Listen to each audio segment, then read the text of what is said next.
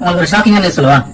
அமெரிக்கால H1B விசால வேலை பாக்குற பிள்ளைங்க இனிமே சொந்த அப்பா அம்மா சாக கூட நம்ம நாட்டுக்கு வருவாங்கன்னு சொன்னீங்கன்னா கேட்க வெளிச்சா இருக்குல்ல. இது ஏன்னு சொல்லி வீடியோ ஃபுல்லா பாருங்க, அப்பதான் உங்களுக்கு புரியும். நேற்று வந்து யூஎஸ் கவர்மெண்ட் ஒரு பில் பாஸ் பண்ணுது. என்னன்னா H1B விசால அமெரிக்கால வேலை பாக்குற எல்லா எம்ப்ளாயிஸோட கம்பெனிஸும் ஒரு எம்ப்ளாய்க்கும் வருஷம் $1 லட்சம் அமெரிக்க கவர்மெண்ட் ஃபீஸா கொடுக்கும். அமெரிக்க கவர்மெண்ட் $1 லட்சம் ஃபீஸ் இமேஜின் பண்ணிப்பாங்க. எவ்வளவுனா இந்திய மதிப்படி 85 லட்சம் ரூபாய். அதாவது இங்க இருந்து போற டெக்கி செய்யறாங்க முக்காவாசி பேர் எல்லாமே வந்து H1B விசால தான் போவாங்க. போயிட்டு அந்த சம்பளம் பாத்தீங்கன்னா ஒரு 80,000 2 லட்சம் வரைக்கும் சம்பளம் வாங்குவாங்க. இதுக்கு மேல உங்க கம்பெனி வந்து $1 லட்சம் உங்களுக்கு செலவு பண்ணா உங்க கம்பெனி ரெடியா இருக்குமா பண்றதுக்கு? அந்த அளவுக்கு நீங்க ஒர்த்தா? இது ஏன் மெயினா யூஎஸ் கவர்மெண்ட் பண்ணுதுன்னா, வெளிநாட்டுல இருந்து ஆளுங்க தடுத்துட்டு யூஎஸ்ல இருக்கவங்க ட்ரெயின் பண்ணி இங்க இருந்து ஒருத்தன $1 லட்சம் சம்பளம் கொடுத்து அது மேல $1 லட்சம் ஃபீஸ் கொடுத்து $2 லட்சம் ஆகும். அதுக்கு அந்த $1.5 லட்சம் ஒருத்தர் வேலைக்கு வச்சா அமெரிக்கா வேலைக்கு வச்சா $50,000 மிச்சம்ல. இனிமேல் அப்படிதான் பார்ப்பாங்க. கேட்டு தானே?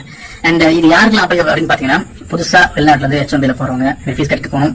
அதாவது 21 செப்டம்பர் வந்து அப்ளிகல் ஆகுது. அண்ட் ஆல்ரெடி உங்களுக்கு வீசா இருந்தாலும் நீங்க நாட்டை விட்டு வெளியில வந்துட்டீங்கன்னா திரும்ப நாட்டுக்குள்ள போறதுக்கு இந்த ஃபீஸ் கட்ட வாய்ப்பு இருக்கு. நாட்டுக்குள்ளேயே வேலிட் விசா வச்சு இருக்க வரைக்கும் ஓட்டிட்டு வர்றவங்களும் நல்லது. அதனாலதான் சொல்றேன், வீசா இருக்கவங்க நாட்டை விட்டு வெளியில வர மாட்டாங்க. சோ கிட்டத்தட்ட the American dreams are over for Indian techies அப்படிதான் சொல்லணும் இல்லையா? இதை வந்து உங்க அமெரிக்காவோட ஃப்ரெண்ட்ஸுக்கு அனுப்பிச்சு கன்ஃபார்ம் பண்ணிக்கோங்க.